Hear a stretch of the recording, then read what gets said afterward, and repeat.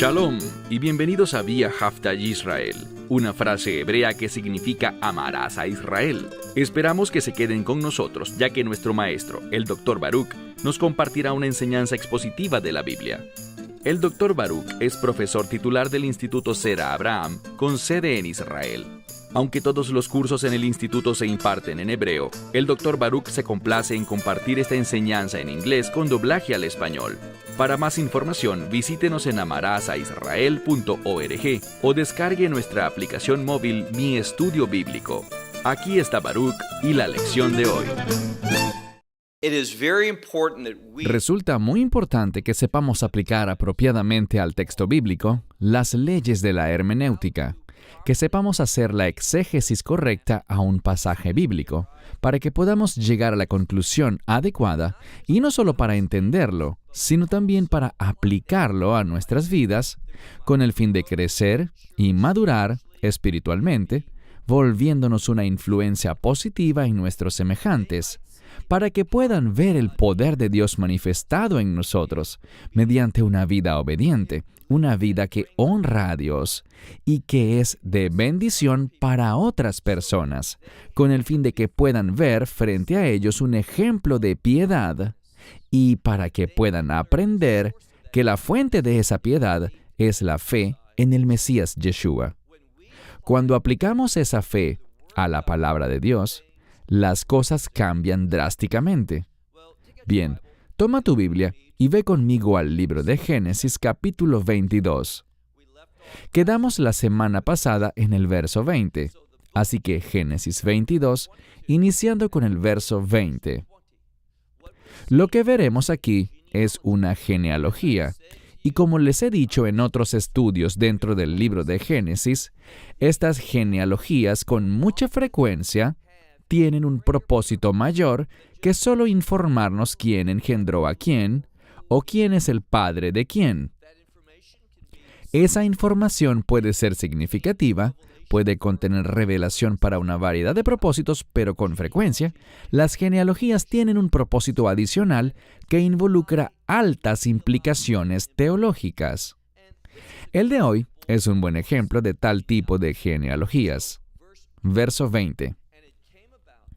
Aconteció después de estas cosas que le fue dicho a Abraham lo siguiente. Lo siguiente que podemos aprender aquí es que esta genealogía está relacionada con Abraham y, por lo tanto, ella nos dará información sobre el llamado de Dios para la vida de Abraham. Y es vital que notemos eso. Entonces, una vez más, le fue dicho a Abraham lo siguiente. He aquí, Milca ha dado a luz también ella hijos a Nacor, tu hermano. Entonces esto se relaciona con la familia de Abraham, mas no con él directamente, sino con Nacor.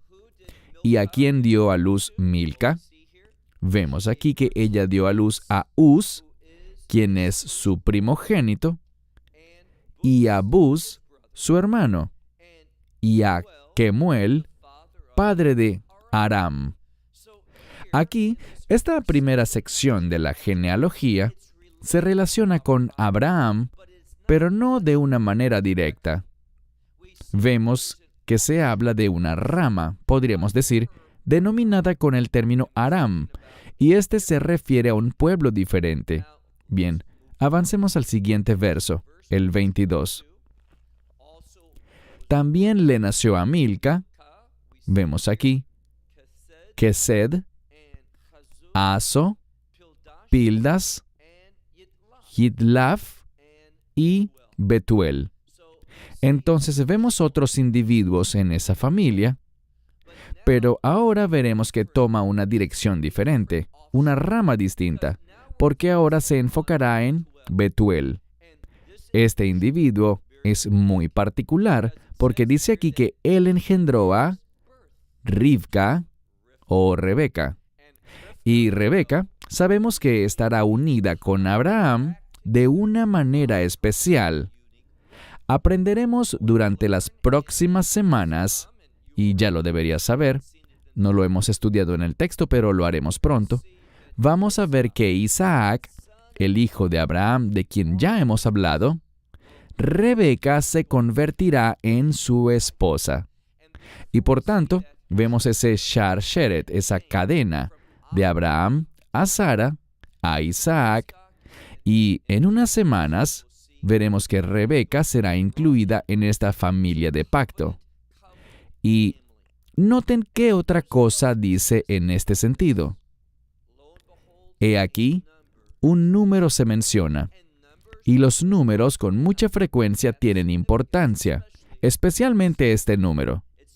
Leemos que estos 8 que nacieron, que le dio a luz Milca a Nacor, entonces ella dio a luz 8, estos 8 a Nacor. ¿Y por qué digo que el 8 es un número importante? Espero que sepas la respuesta. El 8 está relacionado con cosas nuevas. El 8 está relacionado con el reino. El 8 está relacionado con la redención. Todas estas cosas. ¿Qué está pasando?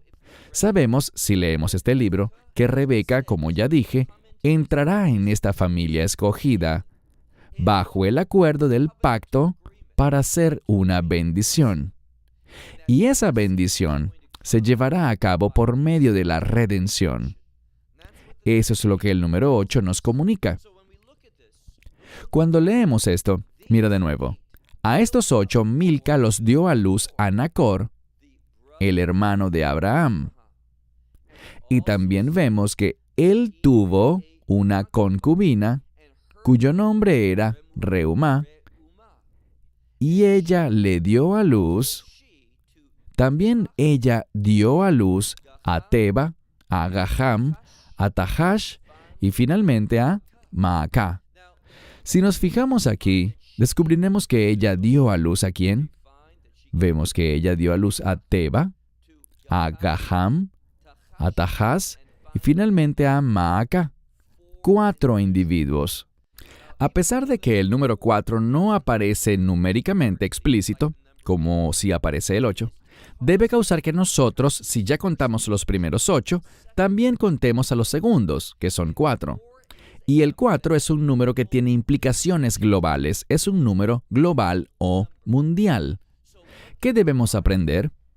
Lo que este pasaje nos dice es que Abraham tuvo un llamado en su vida para traer cambios, traer novedad, traer implicaciones de reino. Y todo esto sucederá gracias a la redención. Y esta redención, bien, recuerden el número 4, es una redención para el mundo. Es decir, que Dios quiere traer redención. Otra manera como podríamos entenderlo es que Dios quiere reparar al mundo entero. Y vemos, por ejemplo, que el libro de Romanos nos dice que este mundo gime, clama a fuerte voz, anhela por redención. Entonces el pacto de Abraham tiene implicaciones mundiales, no solo para un grupo de personas, una nacionalidad, un grupo étnico, un país, no, tiene implicaciones para el mundo entero. Y seguirá siendo así. ¿De qué manera? Pasemos ahora al capítulo 23. Vimos que Rebeca ya ha sido mencionada en el texto, y eso es importante porque, bien, si me estás siguiendo con una Biblia hebrea, o una que quizás esté en español o en algún otro idioma, que se divida en las porciones semanales de la Torá, aquí estamos entrando en una nueva porción llamada Hayei Zerah. Hayei Zerah significa la vida de Sara. ¿Y qué es lo especial? Que ella va a morir al inicio de este pasaje. ¿Y quién será la matriarca que la reemplazará? Bien, ya se nos ha dicho. En el capítulo anterior que acabamos de concluir, el capítulo 22, el texto enfatiza a Rebeca, quien se convertirá, como veremos en unas semanas, Ishtou so Yitzhak, la esposa de Isaac. Dios está proveyendo la solución antes de que el problema haya sido revelado. ¿Y cuál es el problema? La muerte de Sara. ¿Cuál es la solución? Rebeca. Entonces avancemos ahora al capítulo 23, la vida de Sara. Entonces dice que la vida de Sara fue de 100 años y 20 años y 7 años. Los años o la vida de Sara fueron 127 años. Y de nuevo, este es otro número importante. Se trata del número 127. Una de las formas como podemos verlo es 12 veces 10 más 7. ¿Cuál es el significado del 12? El 12 se refiere al pueblo de Dios y el 10 implica en el texto algo que está completo, algo que alcanza su plenitud, mientras que el 7 se refiere a santificación, santidad y se entiende aún mejor en un sentido práctico como propósito. Podemos ver esto como 120 más 7 o el número 12 y el 7. El 10 trae la idea de algo entero, completo o total a la interpretación. Entonces el pueblo completo de Dios será santificado. Hay un propósito para el pueblo de Dios, y aquí el pueblo de Dios representa a los descendientes de Abraham, la simiente de Abraham. Y noten lo que se nos enseñará en este pasaje. Mira de nuevo el capítulo 23, verso 1. La vida de Sara fue 127 años. Tal fue la vida de Sara. Verso 2. Y Sara murió en Kiriat Arba, que es Hebrón, en la tierra de Canaán o la tierra de Canaán. Entonces, también se introduce en este pasaje ese lugar tan importante, también conocido como Kiriat Arba, y noten que el número 4 aparece otra vez. Anteriormente, al final del capítulo 22, contamos a esos 4 descendientes, por lo que obtuvimos el número 4. Si nos perdimos ese hecho, entonces esta misma idea es reforzada ahora por esta ciudad Kiriat Arba. ¿Por qué digo que se refiere al 4? Porque Kiriat significa ciudad y la palabra Arba, en hebreo, significa 4. Entonces es la ciudad del 4. ¿De qué ciudad estamos hablando? Estamos hablando de Hebrón. ¿Y a qué se refiere el nombre de Hebrón? Ya hablamos de esto en la parashá anterior, parashá Vayera, cuando Abraham estuvo en Kiriat Arba, en el encinar de Mamre, también conocido como Hebrón. Y Hebrón significa unión en conjunto, producir unidad. Y eso es lo que hace la redención. Genera unidad entre nosotros y Dios. Y si estamos unidos a Dios, también estaremos unidos unos con otros. Tendremos ahtud, unidad, entre nosotros. Todo esto ocurrió en este lugar, Hebrón. Sara muere, y debemos ver que esta ciudad está conectada de manera única con las promesas de Dios. Sigamos leyendo en la segunda mitad del verso 2. Y vino Abraham, o deberíamos decir fue Abraham, ¿y qué hizo? Hizo duelo. Este término es lispod, que usualmente tiene que ver en hebreo moderno con elogiar. Si escuchamos elogiar en español, pensaríamos en alguien que dice cosas buenas sobre el difunto. Y quizás esto es algo que él hizo, pero se relaciona más con el duelo o luto, que en hebreo es llamado evol, pero al final leemos que él también lloró por ella. Pero noten, si tienen un texto hebreo tradicional, descubrirán que este término para el llanto está escrito de manera única. No me refiero a las letras, es decir, a qué letras se usan, sino a la naturaleza de una letra.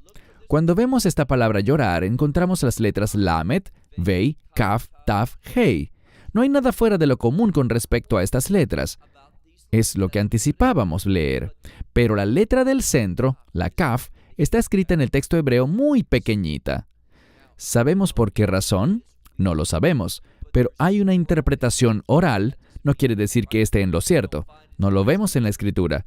Pero el mensaje de los sabios es que la Kaf está escrita muy pequeña para hablar de Abraham llorando de una manera privada. Lamentándose, pero no pública, sino privadamente. Exteriormente, la interpretación dice que él se mostró confiado. ¿Por qué? Porque tenía fe en la resurrección y quería demostrarlo. Pero su hombre natural, emocionalmente, Él estaba compungido por la muerte de Sara. Sin embargo, públicamente él quiso testificar que la muerte no era algo triste, porque la muerte es necesaria para la resurrección. Hay una esperanza que él está compartiendo públicamente, de acuerdo con la interpretación de los sabios. Pasemos ahora al verso 3. Y Abraham se levantó de delante de su muerta. Esto quiere decir que él estaba llorando delante del cuerpo de Sara. Ella había muerto.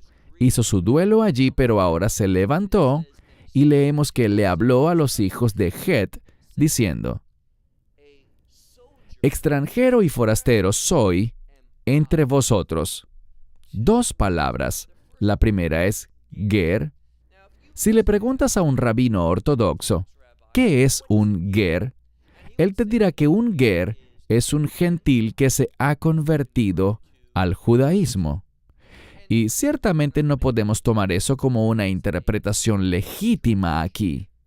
No, bíblicamente, la palabra ger habla de alguien que viene y habita en una tierra. La palabra ger viene del término hebreo gar, que significa él habita o él reside. Luego la palabra toshav viene del término para sentarse o morar, y habla de ser un residente. Lo que quiere decir es esto.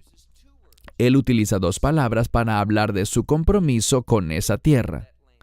Él es un extranjero, no es uno de ellos, está viviendo entre ellos, pero les dice: yo vine para quedarme. Damas y caballeros, no me iré, y lo está declarando públicamente.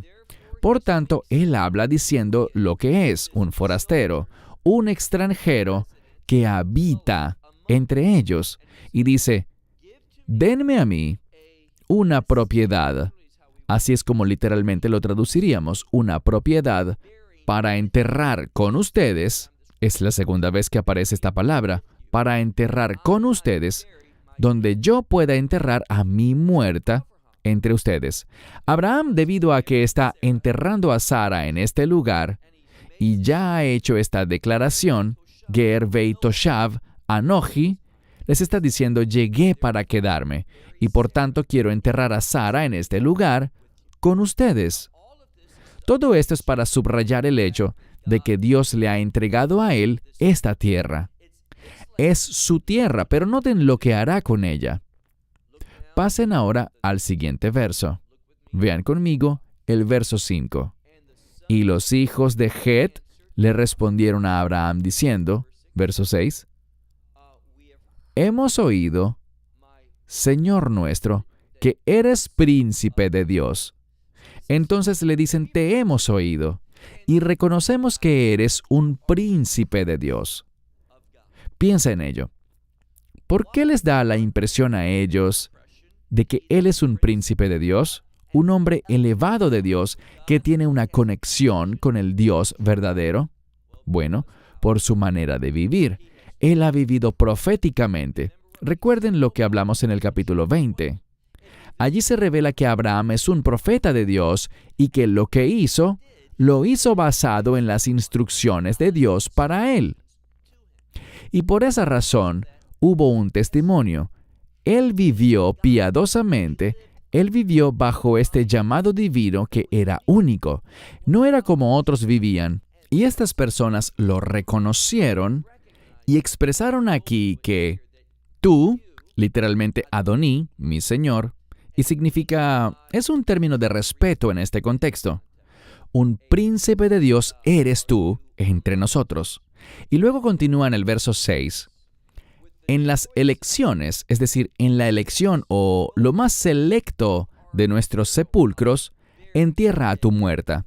Ningún hombre entre nosotros, él, su tumba, dice que, básicamente, nadie será capaz de rehusártela para que sepultes allí a tu muerta. Entonces hay una declaración colectiva de los hijos de Het. Ellos reconocen a Dios en la vida de Abraham y que Él ha estado en una misión. Y le dicen: no hay un solo hombre entre nosotros que sea capaz o que se atreva a rehusarte a ti su lugar de entierro.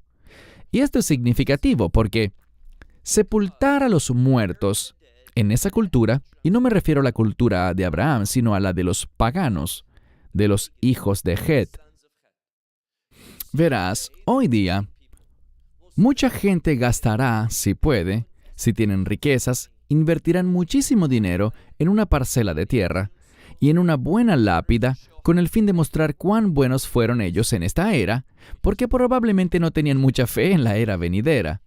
Todo está atado a este mundo, por lo que quieren un lugar hermoso, un espacio prestigioso, y por esto gastan mucho en adornar y buscar una tumba que se destaque, un lugar que les brinde reconocimiento público de quiénes eran y quién está enterrado bajo esa lápida. Todos han visto o han estado en cementerios y han visto que hay estructuras muy grandes. ¿Y qué te preguntas? Quisiera saber quién está muerto allí. Debió haber sido alguien importante, alguien genial. Bueno, esa era la mentalidad, ciertamente, en esta época también. Y para que ellos dijeran, ninguno de entre nosotros rehusará darte nuestro sepulcro, verás, algunas veces la gente, no en la cultura judía, pero sí entre otros grupos, ellos con frecuencia gastarían grandes sumas de dinero y gran cantidad de tiempo con el fin de preparar su propio espacio para la sepultura o para la tumba de un familiar. Pero, ¿qué tenemos aquí? Quizás alguien había hecho esa inversión, pero no se la rehusaría a Abraham. ¿Por qué? Porque ellos reconocían su conexión con Dios. Te preguntaré algo. ¿Reconoces tú, o mejor dicho, eres reconocido por los demás como alguien que tiene una conexión con Dios? Abraham sí. Entonces, verso 7. Y Abraham se levantó y se inclinó al pueblo de aquella tierra, a los hijos de Het. Ahora, esta acción aquí de inclinarse no implica obviamente una intención de adoración, sino que implica respeto. Es su manera de demostrar su gratitud y respeto por un pueblo que ha realizado una obra tan significativa de generosidad. La generosidad colectiva del pueblo de Het. Y noten lo que sucede aquí. Vayan conmigo al verso 8. Y habló con ellos diciendo, si es su deseo, literalmente dice, si es su alma, pero para nuestra comprensión diríamos, si es su deseo, si están de acuerdo en que yo entierre a mi muerta de delante de mí, escúchenme e intercedan por mí con Efrón, el hijo de Zohar. Entonces dice aquí en este pasaje, saben, estoy agradecido, y si ustedes de verdad son serios en este sentido, ayúdenme a sacar la muerta de mi vista, enterrar a Sara, mi esposa, y vayan e intercedan con Efrón por mí.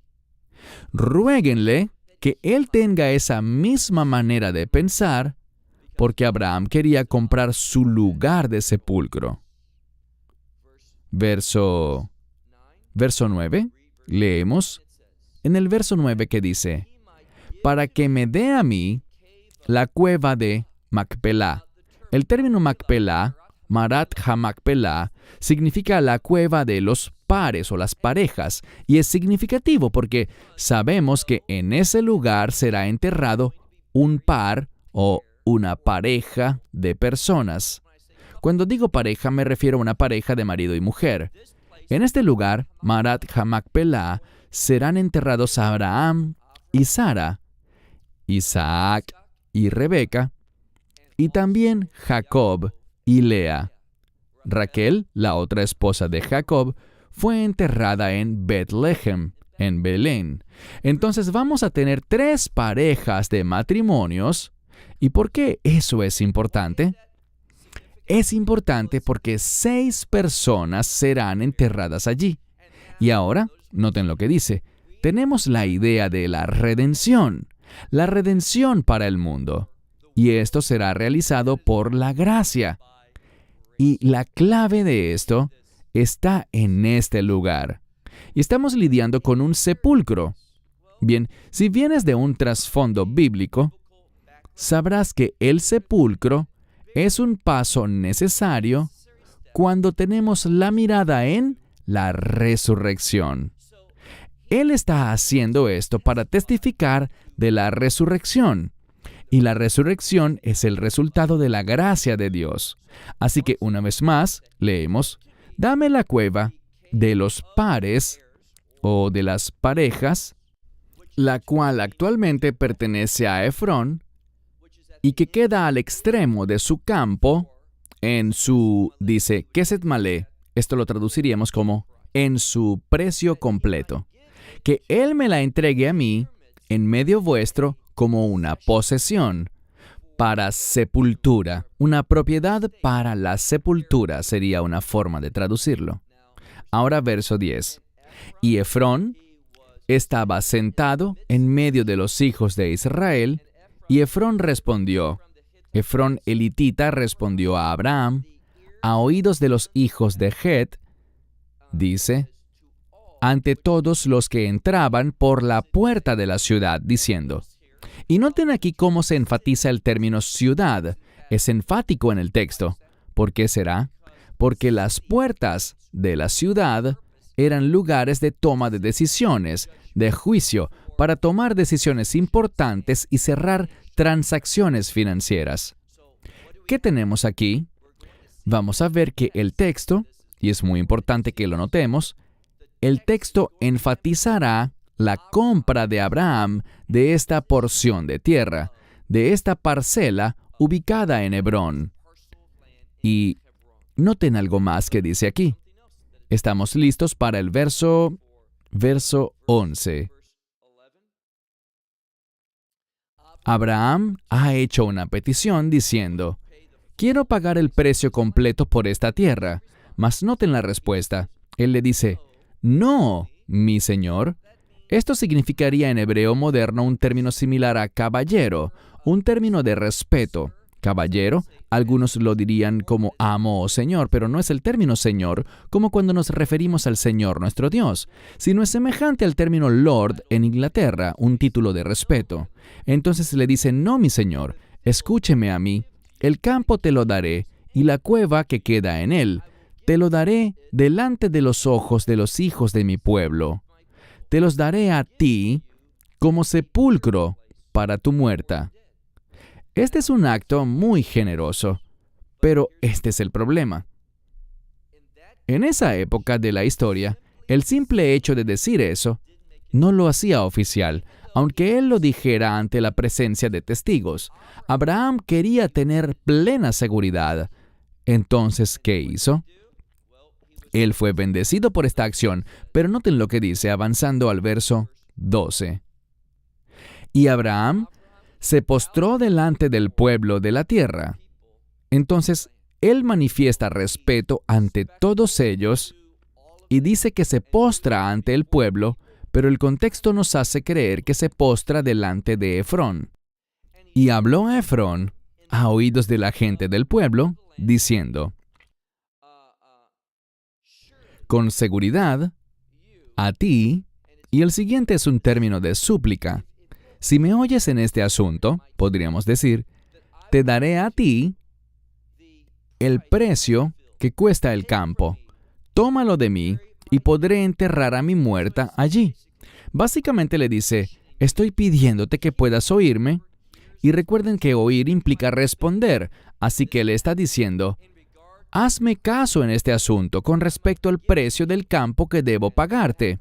¿Y qué ocurre? Verso 14. Y Efrón le respondió a Abraham, diciendo, verso 15, mi señor, escúchame.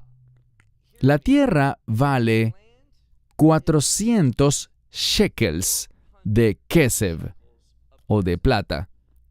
Entre tú y yo, ¿qué es eso? Entonces, este pasaje está diciendo, te he oído en este asunto que tú quieres pagar el precio completo. El precio completo es de 400 shekels. Pero entre tú y yo, Efrón era un gran hombre. Y Abraham también era un gran hombre.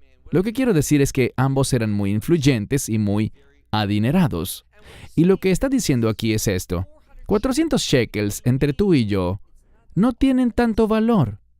Yo te la quiero regalar, pero si tú insistes, entonces el precio de esta tierra es de 400 shekels.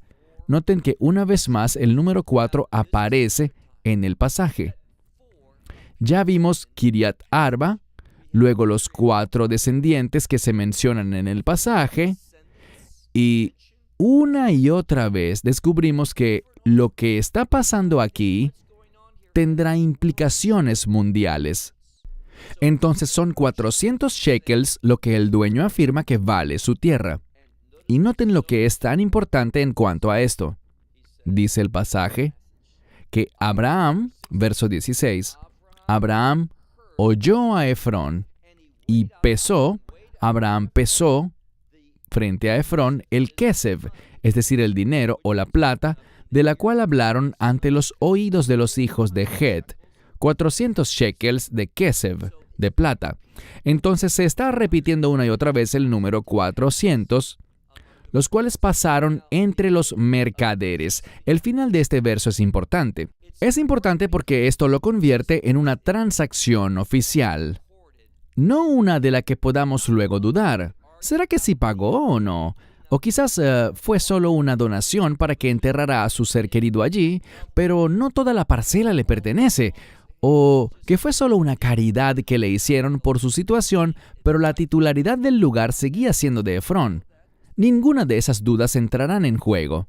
El texto es enfático en señalar que Abraham pagó el precio completo, el precio que fue colocado por Efrón. Él pagó el precio completo y la transacción fue registrada de un modo oficial. ¿Por qué enfatizo esto? Porque esta parcela de tierra le pertenece a Abraham y sucesivamente a Isaac y a Jacob. Está relacionado de manera única, Hebrón, de manera única, con la promesa de Dios, la promesa de pacto de Dios. Y por esta razón es que en la actualidad viven unas 400 familias judías allí. ¿Y por qué viven allí? Por cierto, viven allí bajo un gran peligro constante. Deben adoptar fuertes medidas de seguridad porque se encuentran en Hebrón, que tiene oficialmente una población de 300 a 400 mil personas árabes, palestinos, que no están muy contentos con que personas judías vivan allí. ¿Y por qué estas familias judías continúan allí? Porque ellas entienden la importancia de ese lugar. Tiene implicaciones espirituales para el mundo. Y te diré algo. Si eres sabio, orarás por estos residentes judíos de Hebrón. Ellos están aguantando, están manteniéndose allí debido a la importancia y a las implicaciones de lo que estamos leyendo ahora mismo. Y hay algo más. Sabemos que David, me refiero al rey David, cuando se convirtió en rey, inició su gobierno, su administración, su monarquía, desde Hebrón. Eso es importante porque siempre que veamos a David, debemos también pensar en la esperanza mesiánica, porque el Mesías es el hijo de David. Y él gobernó allí por 7 años y 6 meses. 7 significa el propósito de Dios y el 6 significa gracia. Solo por la gracia de Dios los propósitos de Dios son cumplidos. Entonces, Hebrón fue realmente fundamental para trasladar al reino, luego de 7 años y 6 meses, hacia Jerusalén. Jerusalén es un término de reino, tiene implicaciones de reino. Cuando oímos Jerusalén, debemos pensar en el reino, esa ciudad santa, el lugar desde donde el Rey de Reyes y Señor de Señores gobernará durante 1000 años, y a fin de cuentas ese estado final del reino es llamado la Nueva Jerusalén. Así que Jerusalén es un término de reino. Si queremos entrar al reino, si queremos que el reino sea establecido, entendamos que Hebrón es importante. No es por accidente que David gobernó allí primero, antes de mudar el reino. ¿Qué significa Hebrón? Unidad. Y tiene que haber unidad en una comprensión correcta del pacto de Abraham. Y este pacto es visto, es anunciado por los patriarcas. Y Maraj HaMacpelah, la cueva de las parejas, se encuentra arraigada en los patriarcas, en esa promesa y en esa relación de pacto. Si ustedes no le dan importancia a Hebrón, no le estarán dando importancia al pacto de Abraham. Y en cuanto al pacto de Abraham, dice Pablo en Gálatas 3:16 que su fundamento es el Mesías y la promesa de perdón, de redención, de reino que solamente el Mesías ofrece. Así que todo este pasaje tiene suprema importancia para nosotros. Entonces, recapitulando, ¿qué son 400 shekels entre tú y yo?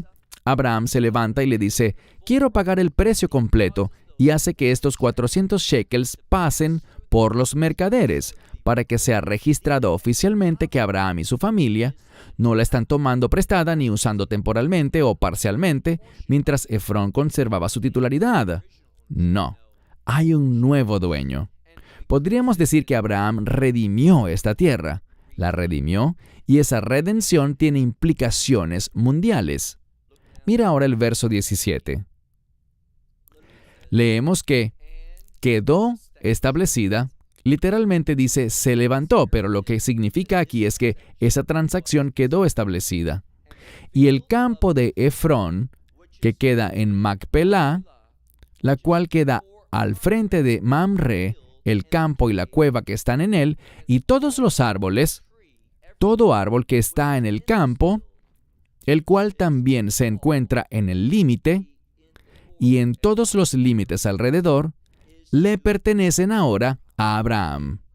Él lo compró, Abraham lo compró, delante de los ojos de los hijos de Het, es decir, delante de ellos y de todos los que vinieron a la puerta de la ciudad. Insisto, este pasaje enfáticamente dice que Abraham lo compró todo, la cueva, el campo, los árboles, todo lo que sus límites incluyen le pertenece a Abraham. Fue una propiedad adquirida en una transacción realizada frente al pueblo y a todo el que vino a la puerta de la ciudad, es decir, al lugar donde se registraban los juicios, decisiones y transacciones. Verso 19. Y después de esto, dice, Abraham enterró a Sara, su esposa, y lo hizo en la cueva del campo de Macpelá, la cual queda delante de Mamre, que es Hebrón, en la tierra de Canaán. ¿Qué más claro quieren que sea? Que Abraham compró esta porción de tierra que fue conocida o se conoce como Mamre, como Hebrón y como Kiriat Arba. Esto está relacionado de manera única con Abraham y esta es la clave, con el llamado que fue puesto sobre su vida. Verso 20. Y el campo fue establecido, y la cueva que estaba en ella, de Abraham. Entonces le fue establecida a él como un terreno, una propiedad, una porción de tierra para el sepulcro, una posesión, una parcela de tierra para enterrar, la cual recibió, noten que dice aquí, de los hijos de Het. ¿Por qué eso es importante? Porque significa que los hijos de Het, todo el pueblo que habitaba allí, ellos lo reconocieron. No tiene que ver con ningún otro pueblo, solo con Het. Hoy en día los hititas, ¿dónde se encuentran? Bien, no sabemos. El punto es este. Ellos ya no existen, pero adivinen qué. El pueblo judío sí. Y no hay desacuerdo alguno en que este lugar es Maraja Macpelá en Hebrón, que allí está una tumba, un lugar de sepulcro de los patriarcas, y si tú estás tan confundido como muchas otras personas en el mundo hoy en día, incluyendo muchos cristianos y denominaciones cristianas, tú también dirás que ese es un territorio palestino, que el pueblo judío no debería estar allí y que esas 400 familias que moran allí lo que hacen es causar problemas. Esa es una mentira proveniente del infierno. Es algo satánico. Estamos hablando de la tierra que le pertenece a los descendientes de Abraham y no a aquellos que adoran al dios pagano, a la falsa deidad llamada Alá. Hasbi Shalom. No. Tenemos que afirmar lo que la Biblia afirma. Y muchas personas frívolamente, y lo he oído de pastores muchísimas veces, utilizando el término Palestina, asegurando que Hebrón es tierra palestina, pero están equivocados, han sido engañados y están ciegos, pues han fallado en extraer de este libro su más simple verdad. Hebrón es posesión eterna de los hijos de Abraham, los hijos de Isaac y en última instancia, y esto es importante, de los hijos de Jacob. ¿Por qué quiero enfatizar a los hijos de Jacob aquí? Pues lo hago debido a que Abraham, recuerden, aprendimos que también tuvo otro hijo, Ismael, pero la semana pasada vimos en Génesis 22 que Dios no reconoció a Ismael. Recuerden lo que dijo. Dios dijo, Isaac, tu único hijo, hablando con Abraham. Entonces esto desciende de Abraham a Isaac, de Isaac a Jacob y de Jacob a sus hijos, es decir, al pueblo judío. Hebrón le pertenece al pueblo judío, no a los musulmanes, no a aquellos que quieren destruir a Israel. Bien, cerraremos con esto hasta la próxima semana, cuando entremos a un capítulo muy pero muy famoso, uno que nos enseña principios sobre el matrimonio, y me refiero al libro de Génesis capítulo 24. Hasta la próxima semana. Shalom desde Israel. Shalom from Israel. Esperamos que te hayas edificado con el mensaje de hoy y lo compartas con otros. Te invitamos a seguir nuestros estudios cada semana por este canal y por el portal de YouTube de Amarás a Israel. También puedes descargar nuestra aplicación móvil gratuita, Mi Estudio Bíblico. Finalmente, para obtener más información sobre nosotros, visita nuestra web amarasaisrael.org, donde encontrarás otras conferencias de Baruch en audio, video y texto. Hasta el próximo programa. Que el Señor te bendiga en Yeshua HaMashiach, Jesús el Mesías, mientras caminas con Él. Shalom desde Israel.